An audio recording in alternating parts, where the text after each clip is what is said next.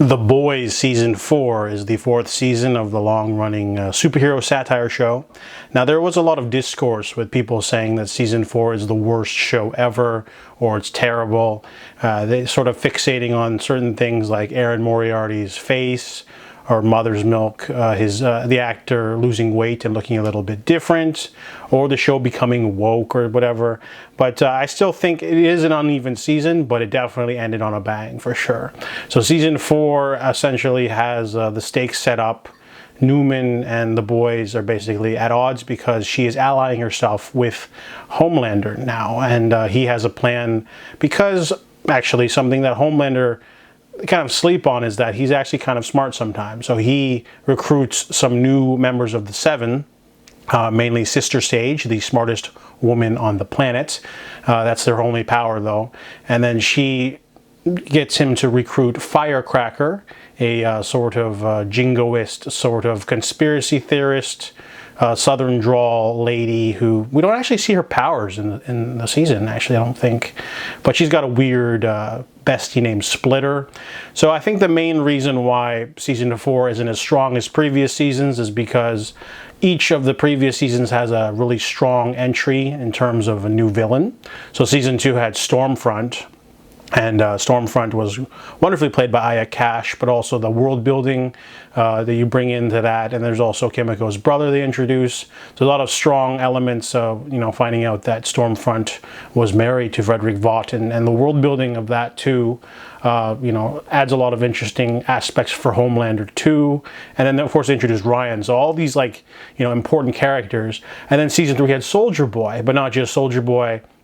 They introduced Payback too. There's a whole bunch of lore with, I think it was the Contra Wars or something, and Vought was involved in that, and you get to see all of Black Noir's old team. So there was a lot of interesting moments in Season 3. I really liked Jensen Ackles too. He has a great performance, really good character development. So Season 4 seems a little bit anemic in comparison because we're only getting Sister Sage, the smartest woman on the planet, a conspiracy theorist lady, and then later they introduce a shape-shifting assassin, which is probably one of the better parts of the show. Besides that, though, there isn't much in terms of world building. And I think sometimes the season feels a little bit handicapped in the sense that they can't do anything too grandiose. They can't do any major character deaths because this is, happening. This is kind of like the setup season for the final season, Season 5. So you can't kill off too many of your chess pieces before they can have their final run. So in terms of major character deaths, there's only a couple, less than 5. And there's a lot of aspects that are sort of just not really you really can't go too far, Some characters might come back, some might not, but they basically were playing safe this season. So I felt that in order to compensate for this, sometimes they'd have a lot of shock value.